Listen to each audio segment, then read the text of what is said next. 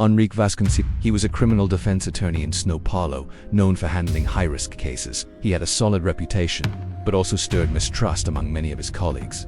Some said he knew too much. Others claimed he played both sides. What no one knew was that on a Wednesday afternoon, he would simply vanish. It was February 5th. Enrique left the office at 5:12 p.m., as shown by the building's security cameras. He was alone, carrying a leather folder in his hand. He told his secretary he was going to meet a new client and would return the next day. He got in his car, a black sedan, and drove off. He was never seen again. His wife Luciana noticed his absence. That same night, she tried calling, sent messages, reached out to colleagues and friends. Nothing. His phone would ring, then go dead. Around midnight, she went to the police. A missing persons report was filed, and the investigation began in the early morning hours. The next day, Henrique's car was found abandoned on a dark street in the north zone. Doors locked, windows rolled up. Inside, nothing but a toll receipt and a half-empty water bottle.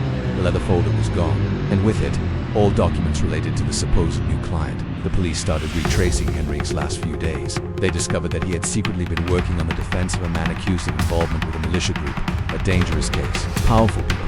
And according to reports, Enrique had told a friend there was something off in the process, something that could change everything. What no one imagined was that 3 days after his disappearance, Henrique's wife received a phone call from an untraceable number. A low male voice said only, "He's paying for what he knew," and hung up. The call was recorded and handed to the police, but couldn't be traced. It came from a virtual operator's number, unregistered. From there, the investigation took a dark turn. Rumors began to surface that Enrique had been gathering evidence against authorities, that he planned to deliver documents to the public prosecutor's office, that he had been threatened in the weeks before, but none of it was official. Everything spread in whispers, behind closed doors. Investigators found deleted messages on Henrique's phone, recovered by forensic experts. One of them read, "Meeting tomorrow, 6 p.m. Bring everything.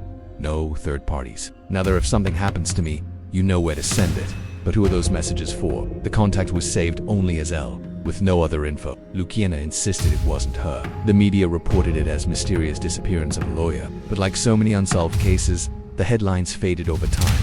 The police claimed they were still investigating but had no concrete updates. No body, no witnesses, no new footage, no leads. A month later, Enrique's leather folder was found, dumped at the bottom of a reservoir, nearly 30 kilometers from where the car had been left. Inside, only wet, blurred, unreadable papers. Forensics couldn't recover a single useful piece of information. But one thing had survived, a flash drive. Its contents were encrypted. It took days to decode. When they finally did, they found an audio file. A 47-minute recording where Enrique detailed a corruption scheme involving local politicians, police officers, businessmen, and members of the judiciary. Names, dates, amounts, everything. The audio was never made public. It vanished within the police department itself. The family never gained access. The lead detective on the case was transferred to another city, and the recording never mentioned again. Behind the scenes there was talk of a silencing operation, a pact of secrecy. Luciana tried to reopen the case with a new lawyer, but she too received threats. She moved to another city, changed her name, vanished from public life. And time passed. Today, in 2025, the name Enrique Vasconcelos, but in forums about unsolved crimes, he's still remembered as the LawyerKnewTooMuch, as the man who touched the wing of the system that preferred to remain silent. The truth is, no one disappears like that, out of nowhere. Enrique was erased, not by accident but by design, by threat, by fear, and maybe by justice, but not the kind taught in books. With each passing year, the chance of discovering what really happened fades.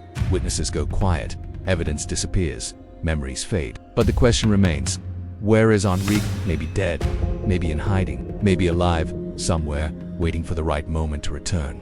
Or maybe, like so many others, he became just another ghost of a system that would rather erase than answer.